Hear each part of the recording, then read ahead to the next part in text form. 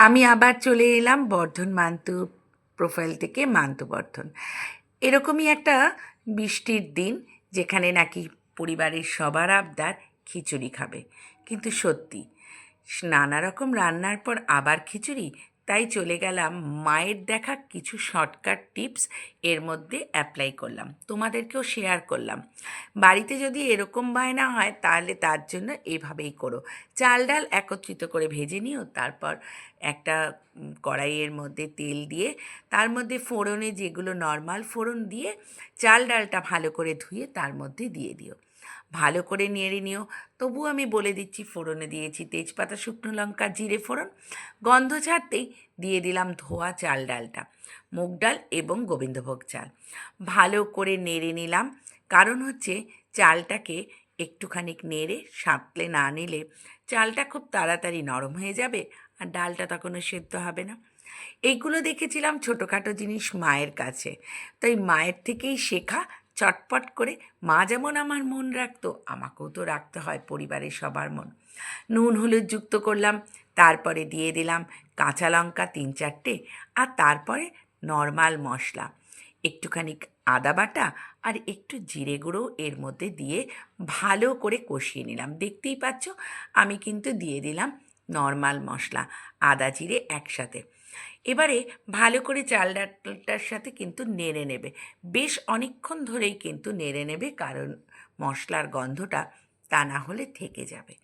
এটা হচ্ছে শর্টকাটে আমার বুদ্ধিতে করে একদিন খেয়ে দেখো, কিন্তু আশা করি তোমাদের খারাপ লাগবে না, বরং অবশ্যই বলতে হবে তাড়াতাড়িও হলো আর দারুণ হলো। এরপর আমি গরম জল অ্যাড করেছি, কারণ ঠান্ডা জল দিও না।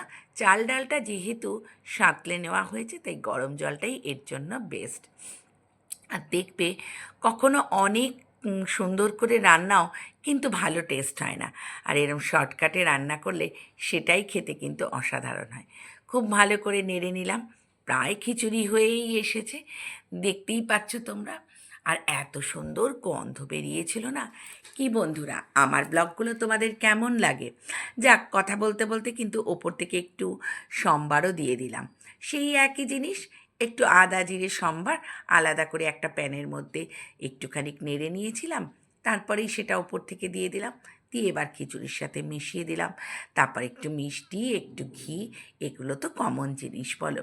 সেইভাবে কিছুই ছিল না মটরশুঁটি বা ফুলকপি, তাই নর্মালভাবেই করেছি, তোমরাও খেও। তা যাই হোক, আমার ভিডিওগুলো তোমাদের কেমন লাগে কিন্তু কমেন্টসে জানিও। দেখতেই পাচ্ছ সঙ্গে ডিমের মামলেট।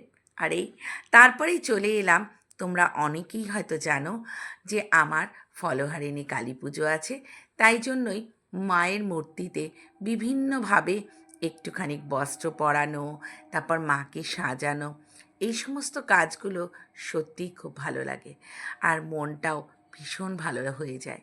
তোমাদের কেমন লাগলো মায়ের এই বস্ত্র পরিহিত দেহ ছবিটি দেখে? আমার তো দারুণ লেগেছে। সন্ধে হতে না হতেই তারপর একটু বেরিয়ে পড়েছিলাম ঘুরতে। এটা কিন্তু একটু আগের একটা ভিডিওর কিছুটা অংশ তোমাদেরকে দেখালাম। ঘুরতে বেরোবো অথচ কিছু খাবো না, আর আমার তো ভীষণ প্রিয় ধোসা, খেয়ে নিলাম।